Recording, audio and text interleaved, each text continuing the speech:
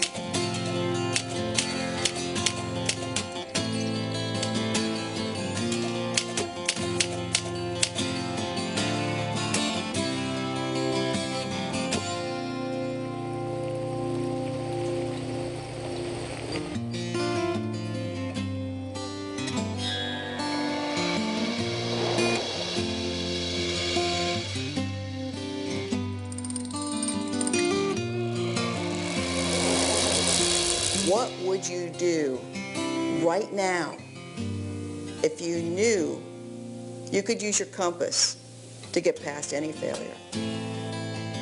Your compass is your inner sense of direction. It's the road that's guiding you to the fulfillment of your wildest dreams. Your compass is the inner voice and inner vision and intuition and inspirations that are guiding you, prompting you, refining you to your magnificence.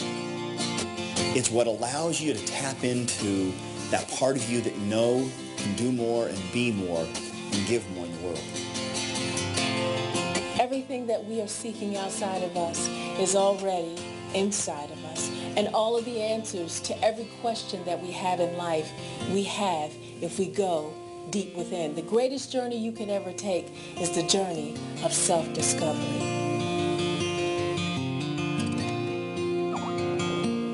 The beginning. Before setting out on your journey, it's important to have a strong internal sense of yourself. A heart filled with purpose and multiple perspectives to give you clarity of thought as you discover what's possible.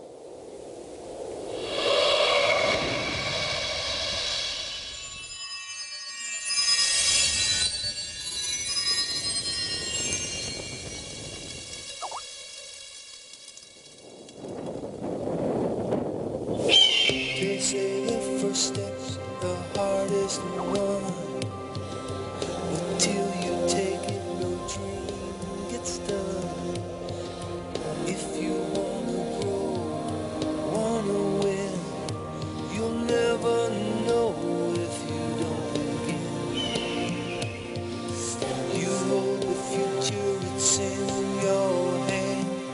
So tell the truth, your heart understands. Set your course to your own true way. Don't look back at yesterday. Your first step leads to amazing grace. And next one takes you to a holy place. You cry sometime, but you'll be strong. You'll have the will to carry on.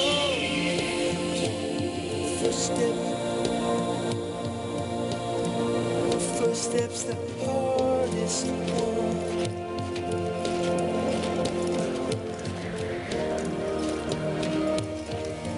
If you're wondering whether now is the time for you to go after your goals and go after your dreams, the answer is absolutely yes. What I encourage people to do is to have inertia, to get things going, and to practice what I call production before perfection, to get things going, to get the inertia going and make things happen. Just trust. It's time for you. You can't wait for the time to be perfect, because the perfect time will never happen. You don't have to wait till you know more, do more, or be more. Your time is now. And so the ongoing realization is that wow, there's only the now, really. And you're either blurred to it or you're seeing it clearly. And when you're seeing it clearly, you'll find yourself knowing what to do. Do it. Do it. Get in the game. One of the things I talk about all the time is that one step in the right direction is worth 100 years of thinking about it. There's an old saying that goes, timing is everything. I say, there is no right time, only missed opportunities. You dream forward and you plan backwards. In other words, you go out to that dream and imagine that you're there already. You have it exactly the way you'd like it to be. And then you sort of, from that position of future, look back and say, all right, what did I have to do to get here? What were the steps? And then you make a pathway, a plan, that then when you get back to now, you have a pathway laid out for you that you can take one step at a time to make that journey manageable. Well, you might be sitting there thinking, well, I don't know if I'm ready to take that first step on my journey. I don't know if I'm ready to begin this adventure. And if that's where you're at, well, you might be in for a rude awakening because you're already on your journey. You see, inaction is still an action. It's just not the type of action that serves you. If you're not willing to risk, you can't grow. And if you can't grow, you cannot become your best. And if you cannot become your best, you can't be happy. And if you can't be happy, then what else is there? This moment is precious. Take advantage of it and go after your dreams. You may get a little scared. You may even have doubts and fears, but guess what? At least you'll be feeling like you're living and you're going after your dreams, and that is what life is all about. The next step is there. It knocks at your inner door. It's what I call the intuitive nudge that's asking you to take inspired action. It's waiting for you. It's probably tickling your soul right now as you watch this. So how do you know what the next step is? You turn within, you pay attention to yourself, and you follow your own inner guidance.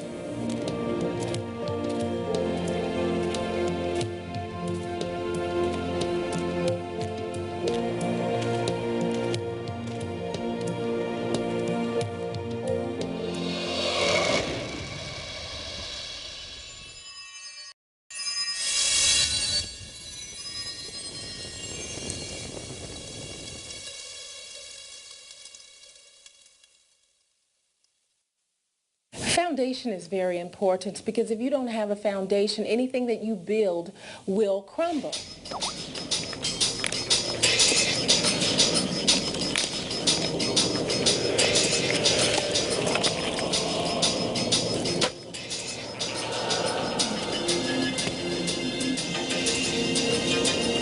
As you're on your personal journey, your personal quest for success, whatever that means to you, I believe that you've got to have a foundation. And that foundation is going to be inherent in your self-esteem. Your self-esteem is what you think to be true about yourself. And the more you believe that you have the skills and the knowledge because you've done the work, the more you can do whatever it is you choose anywhere in the world and have that level of confidence and certainty that each one of us thrives to get. I think it's very important that all of us work constantly to cultivate a sense of internal love and internal power, which most people don't have. Because you don't get in life what you want, you get in life what you are. Everybody has a set of values in life, and these values dictate their destiny. And when you know your values and you set goals that are congruent with those values, you tend to increase the probability of achievement. What are your core values? Who are you being? What do you want in life? How are you going to make sure that as you're moving towards your success, you know who and whose you are and where you stand in the middle of this thing called life? Everybody needs a foundation in life, and you need that go-to place in order to feel grounded, to reevaluate who you are and where you want to go. It's so important to know who you are, what your foundation is, where you're coming from, and then know where you're going. This is the foundation that you want to have before you build a great edifice of a life. Now, the biggest single mistake that people make is they think that success should be easy, and they should be able to get it by thinking happy thoughts and rolling their eyes and getting into some get-rich-quick scheme. But all real lasting success takes a long time, and so you've got to build the foundation within yourself. You have to become the kind of person who can enjoy the success that you want to enjoy.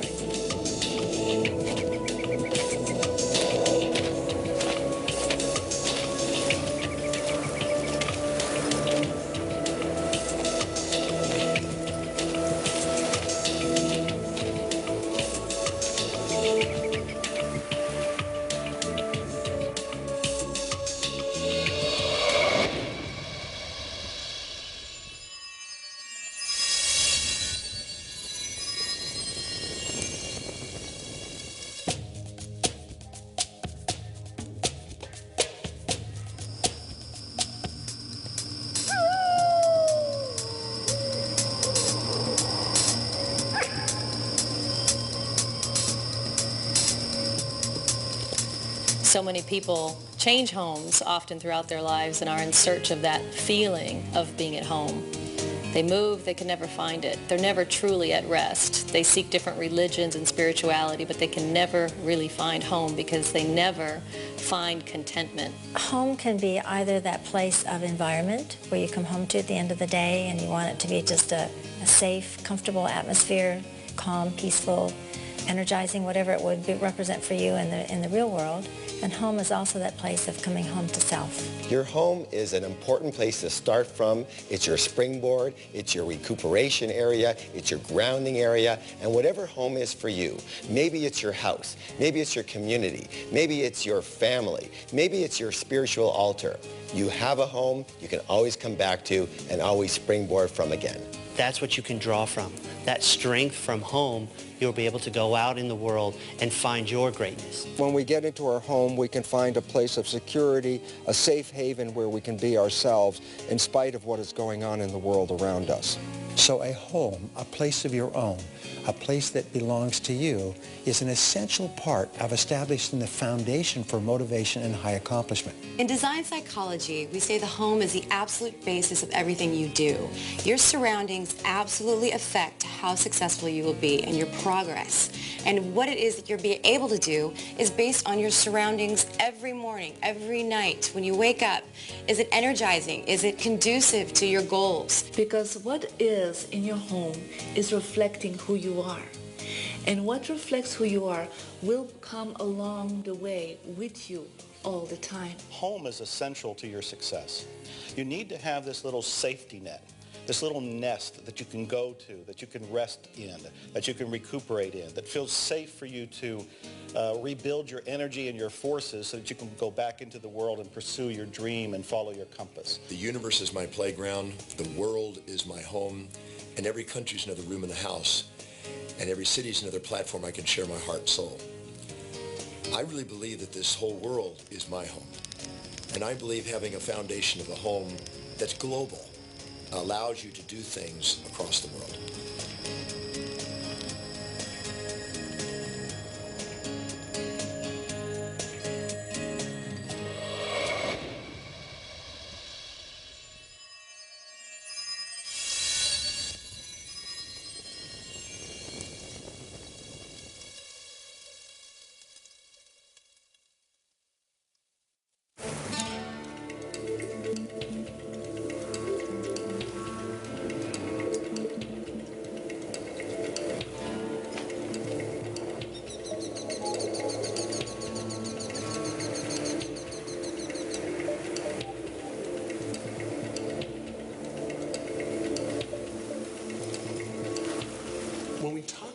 having a vision, what we're really talking about is having the absolute clarity and the instruction of what it is we want our brain to focus on. Your vision is your end game.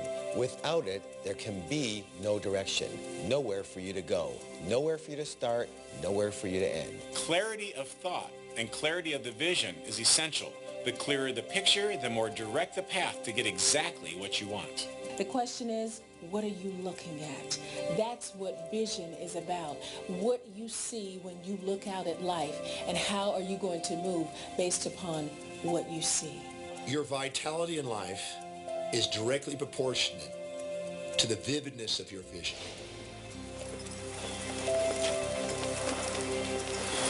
Get extremely clear about your vision. Get the most intricate details that you possibly can, right down to how things will look, the feel, the smell, the colors, the motion, whatever detail that you could possibly imagine in your mind first, you can then take action on and make that become a reality. We are giving our brain the instruction of exactly what we want it to find in the physical world. We also put ourselves in a frequency to be able to resonate with anything that matches that vision. Your vision is a dream of what's possible. Your mission is the manifestation of the possible dream through passion.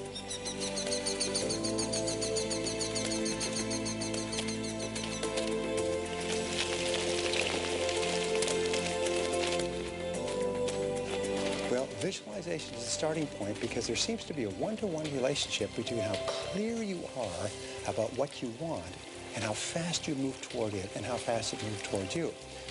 But it's not enough, because then you have to do the work. Then you have to take the steps.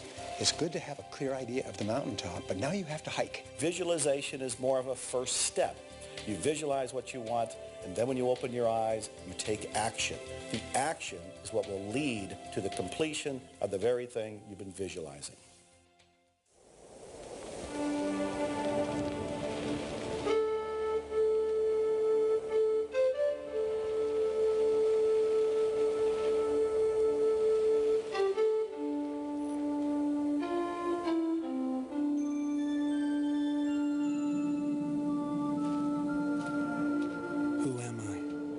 What's my purpose?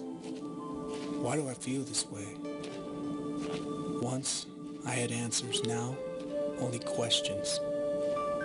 I move forward, not knowing exactly where I'm going, but in the direction of a fleeting feeling and an idea that I want for myself. The journey of my life has traveled 3 different directions. The directions have been governed by the data of my life, the judgment of my life, and the feeling of my life. My creation led to my confusion because I was born with the last name Gay. And when you go to an all-boys school like Eton College, which is where the princes went to, with the last name Gay, it leads to a certain amount of confusion. Obviously, I had to act out because I wasn't gay. So I had to act out. And so I started to disrespect people. I just disrespect girls. I disrespect myself. And the confusion led to the compromise. I was 34 when the journey of my life shifted. I traveled from England to Australia to America. I was brought to the States by Cher, the rock and roll diva, the Oscar winner. She discovered me in Australia as her rock and roll promoter and sponsored me here to take her from cabaret to rock and roll. And at 34, I was living above the Hollywood Hills in a home built for Greta Garbo by the studio in 1920. I'd go down on a Friday night and play with my A-list rock and roll stars and my superstar actors. Even though my outside world looked incredibly fabulous, even though I had excess in the outside world, I lived in a world of rock and roll where excess could be accepted, and yet inside I could still have my own demons run rampant. So things were certainly dawning upon me when I went down to the whiskey bar on a Labor Day when I was 34 years old on Sunset Marquee. I was about to start a weekend of binging that would get me through to Monday, and then I would be excessive in my business life again. And I went into the men's loo and had someone in there, I was taking some drugs, and that person that was actually of the opposite sex, she could have been 34, which I was, but she was 19, and she'd always been 19. But I'd just gone from 19 to 20 to 21 to 22 to 25 to 30 to 34. And it just happened that in that moment I looked in the mirror and I saw myself long enough, and some light appeared, something appeared that was of peace. Whatever happened in that room at 34, I came out different. I walked out of the bar. I didn't even say goodbye to my friends. I went back to my home, and in that moment, I gave up those buffers to my feelings. And at 34, my compass to my life changed from the goal line of my life to the learning line of my life. I've learned since 34 that to move into the accurate confession of my own judgment, to allow myself to turn and look at my shadow at every opportunity. Whenever I have anger or aspiration, whenever I want to blame myself or blame myself for being another, it's so much easier to give than it is to receive. The story of my life is that I am a crusader of love. I am a humanitarian. And I've been blessed in the last few years to do some very significant humanitarian work. Everything that I did through my early youth was proving my worth. I had to do everything I could to prove my own worth, prove it to myself, and therefore live in the light that I thought my father and my family expected of me. But then something else happened, and I realized later on, after I was 34, that nothing that I do ever proves me worthy. Nothing that you do, listening to this and watching this, will ever prove you worthy. We are worthy simply because we are. I am, and so are you.